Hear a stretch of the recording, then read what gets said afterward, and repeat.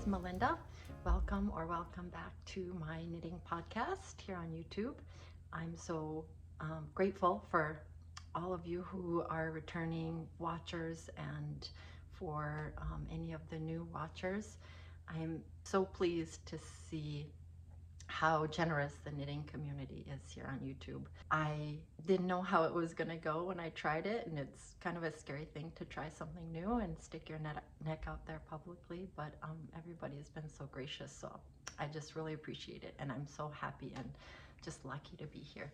Today, I am going to talk to you a little bit about what I'm reading and watching.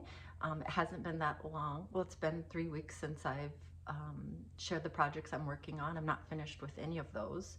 And several of you commented that you would love to hear what I'm reading and watching. But before that, I can do a quick little project update to just show progress. So let's take a nice warm sip of coffee or tea. It's the first of the day. It's just the best feeling ever. All right, on we go. Okay, so quick project update. I'm a few inches away on my Musselburgh hat from switching colors. So here I am. I'm at about 8 inches. I have to go to 11 inches to be at the halfway point to switch to the second color. Enough of you commented that you thought the 2-color idea would be cool, so I was very influenced by you, and I think you're right. I think that's going to be a fun way to switch it up and kind of have 2 hats in one. So that's what I'm going for, and it continues to be my car knit, my picking up from school, running errands knit, that kind of thing. My gauge is feeling loose now that I'm in the round down here. When I measured my gauge, I was doing magic loop for the crown shaping because it's such a small circumference, and it was a little tighter, and so it's feeling like it's going to be big, but that's okay. I might just wear it slouchy for something like this. If it doesn't fit perfectly or turn out perfectly, you know, first time doing the pattern, you're not out much time, not out much yarn. I think it's going to be fine. I'm not going to rip back and change needle sizes. I think it's within the range. I did measurements, looked at other people's projects online, and it's within the range of normal. So who knows, maybe it's going to turn out perfectly, but my gut is telling me it's going to be a little large for me. That's okay. I can also find larger heads in my family, my extended family that may want to wear it. So that is the Musselburgh hat. And if you are knitting on one and want to share your project page, it would be fun to see what you've done or what you're doing with it. All right, a quick Friday tea update. So since I talked to you last, that's where I was. So I've knit about, I don't know, 5 inches or so. I've split for sleeves, yay! So I'm on the body, so no more shaping. So this is becoming a little bit more of a, you know, you don't have to count kind of knit. I'm really liking, as it gets bigger, how much more red it's looking. You know, the first couple rows, the red just seems really small, but I love that it's not a beige knit. It's got a nice bold pop of color. So I'm really liking how that's coming through. I hope it's gonna be my Thanksgiving knit. I'll wear it on Thanksgiving.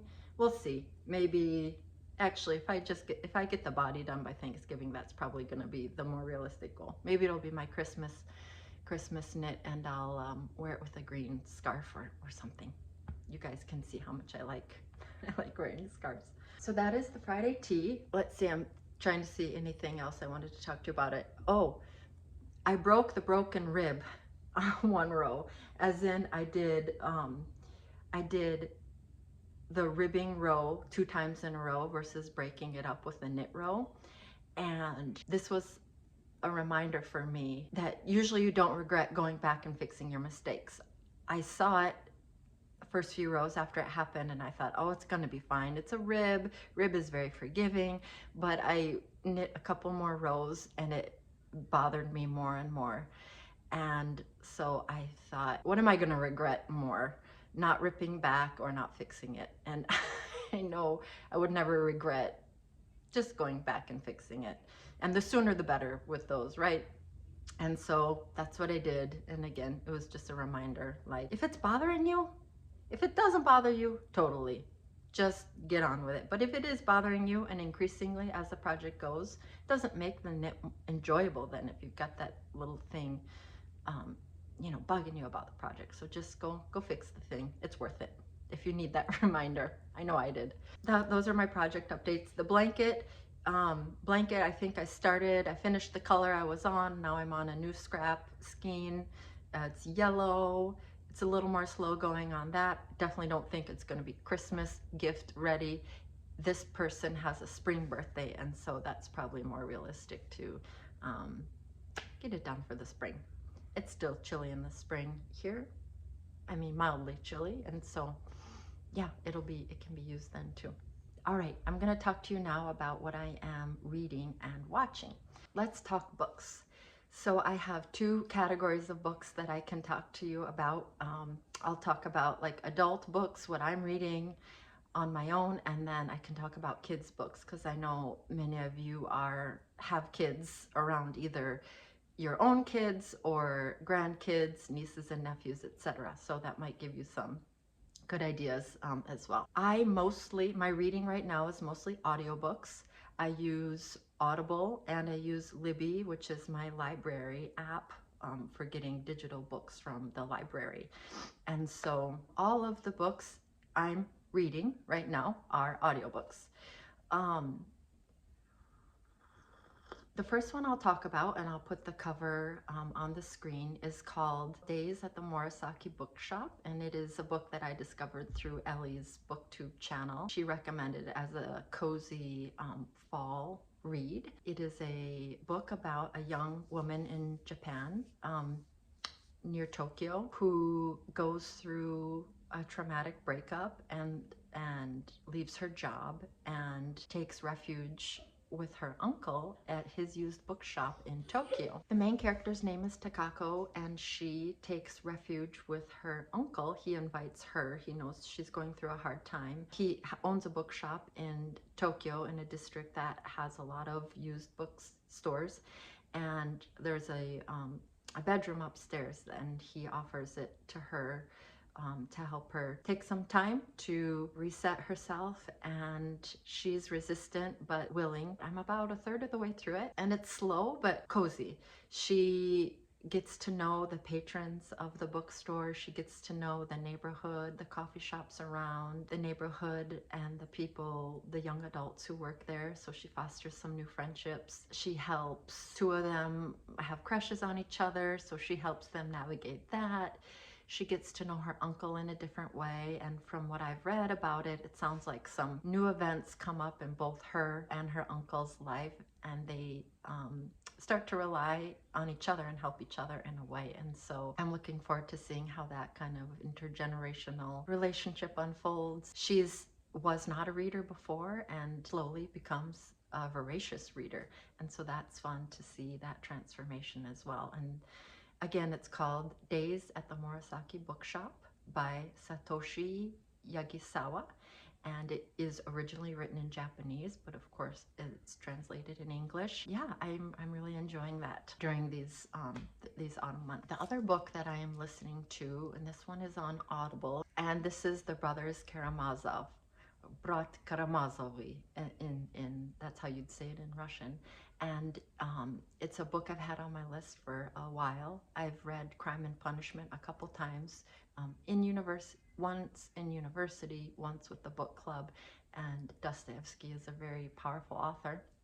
It's not a everyday, like, cozy fall read. I'm definitely taking my time with it.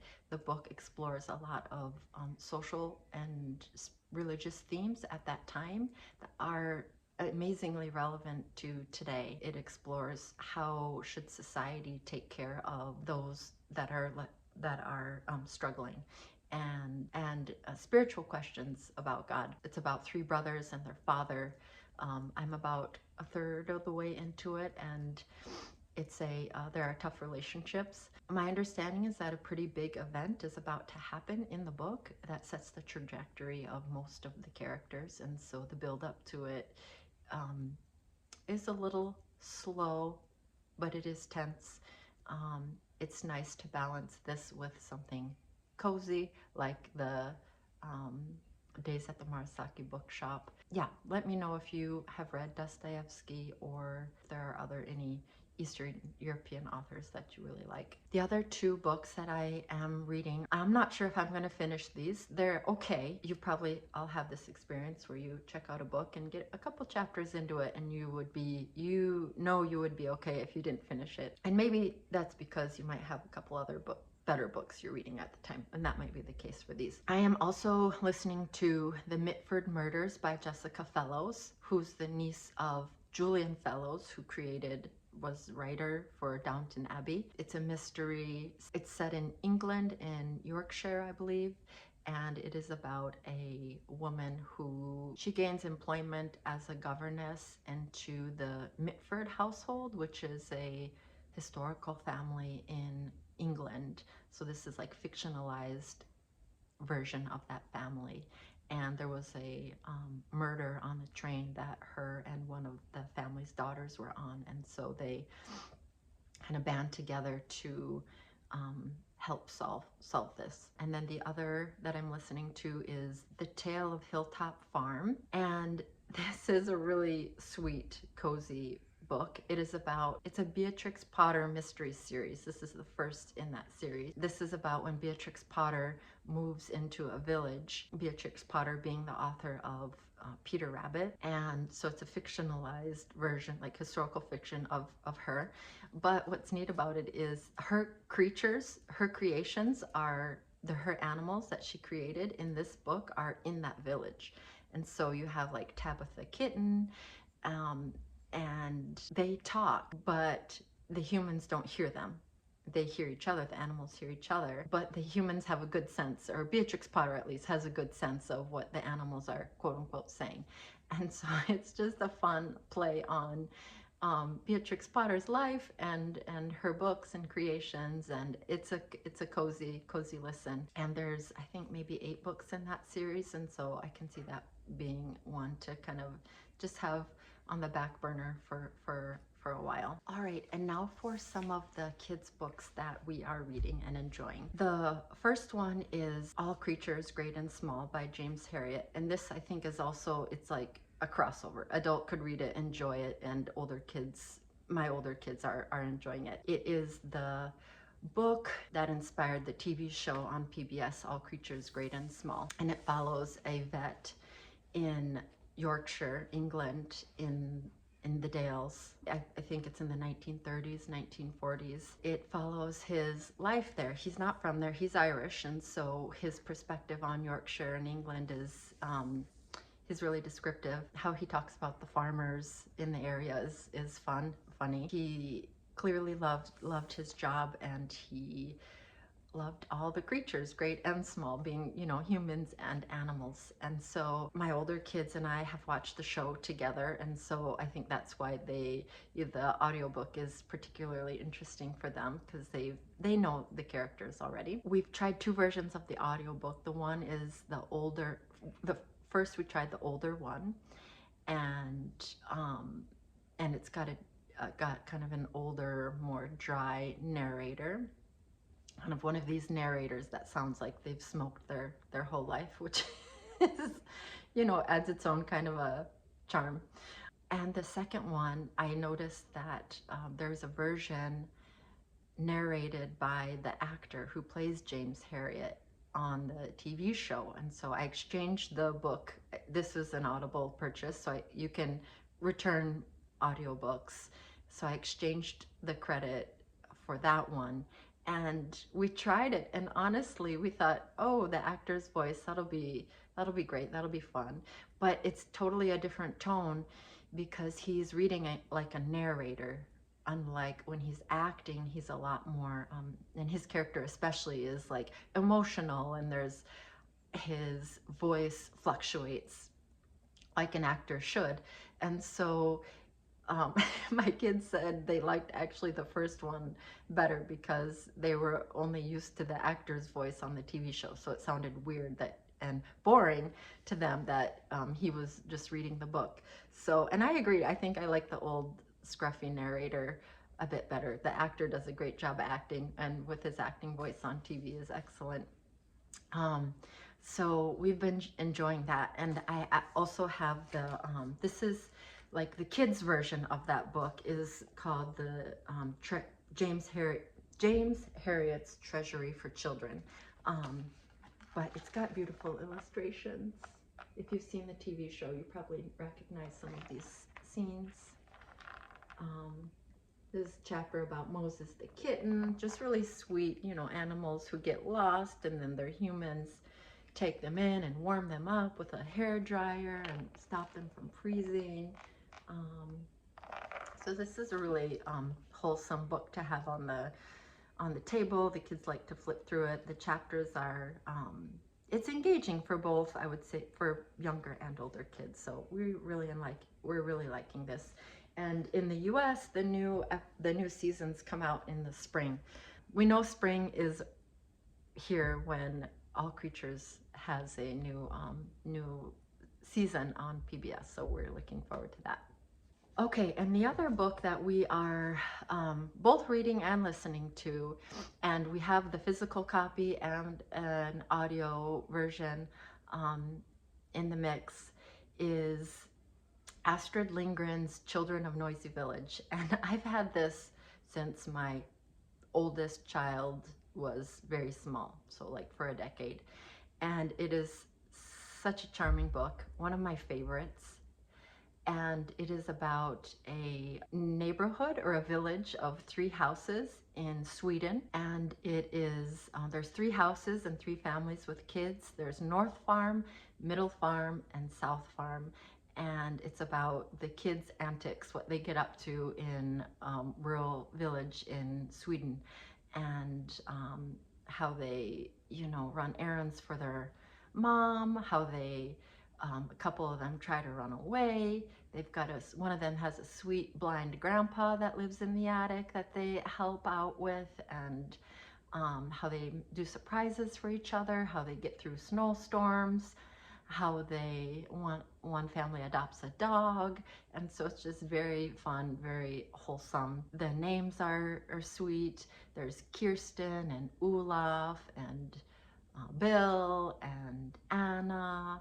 And growing up in the Midwest, yeah, I'm very familiar with all of these names, and even the last names, you know, Jensen and Morganson and all these names.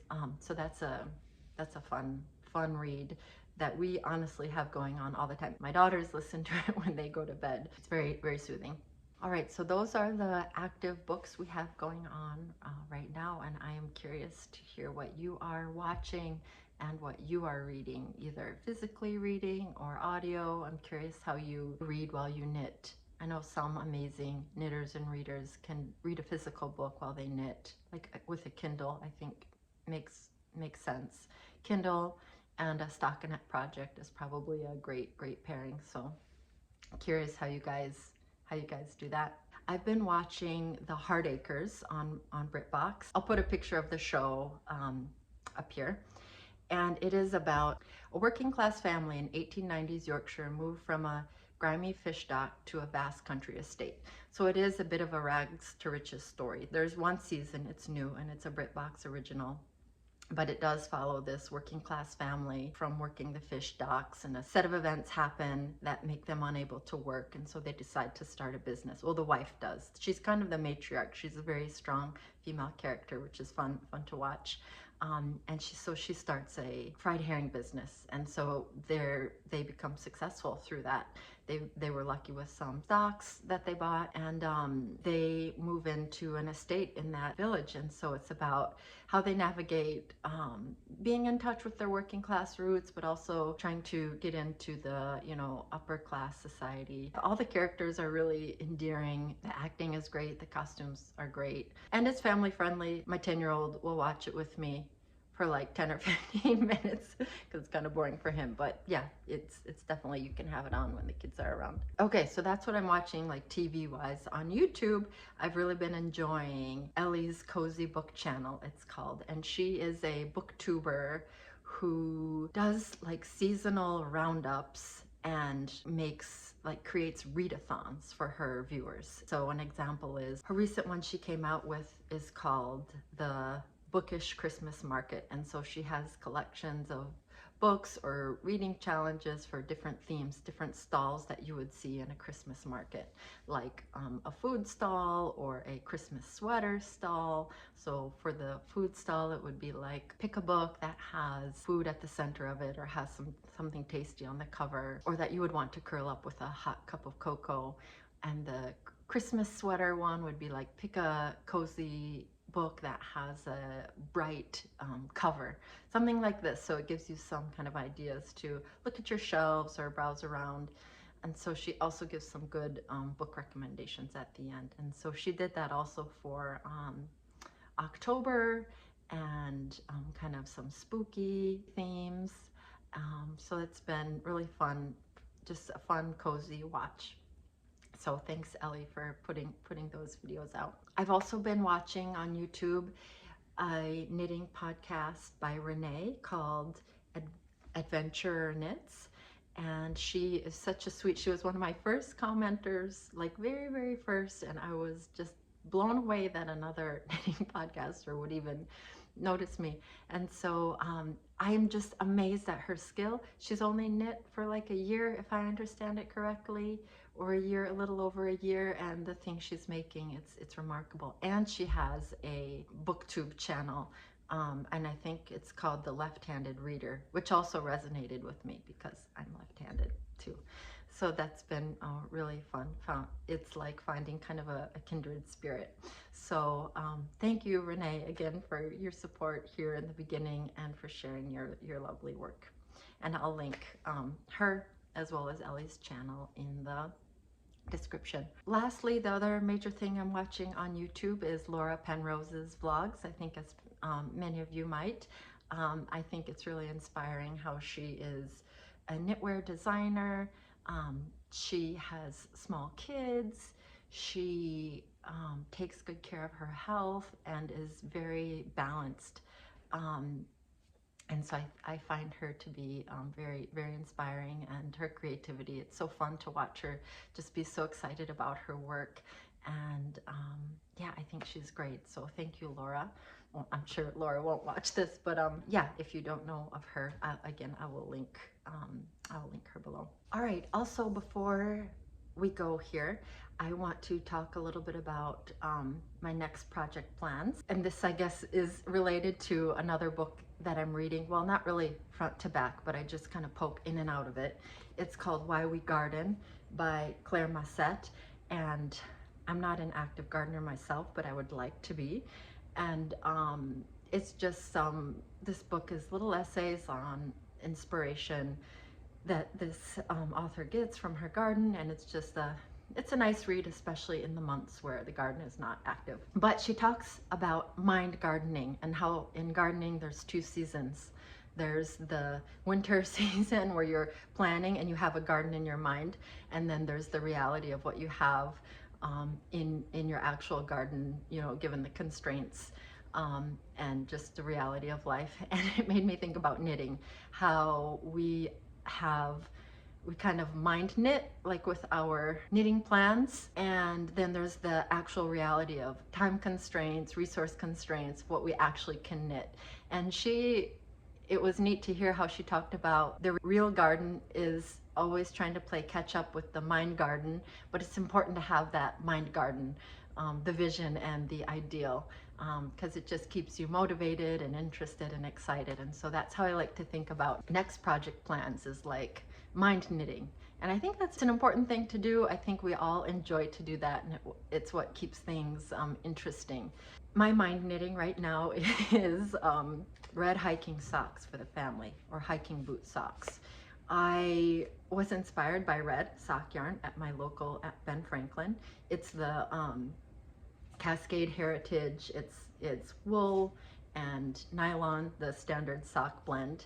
My family, we go hiking on the weekends as much as we can, not as often as we'd like, but I think it would be so fun if we all had, hear me out, sounds a little crazy, if we all had matching hiking socks in our boots, and that we tucked our pants into the cuff, and so we'd all look like one, and we could spot each other in the dark, you know, Pacific Northwest forest. Maybe that makes more sense for a hat. We'd see each other better that way. But looking for kind of a base pattern where I could do different things with the cuff, or even maybe just different colors. So we'd all have the red base, and then the cuff, I'm thinking like combinations like white and like camel, or white and gray, white and black maybe, or white and gold. So it's like a unified look, but they're all a little different. Also to keep it interesting knitting for 5 people. So I'll probably start a pair for my oldest child, because I haven't knit him a sock in a while. And then maybe go from there. So if you have any recommendations for hiking socks or hiking boot socks, let me know in the comments. So that's my knitting project I have going on. I've created a Ravelry bundle for my mind knitting for this project, and I've come up with the Okanagan by Andrea Rangel. And this is the vibe I'm going for. It looks rustic, but there's some interesting details.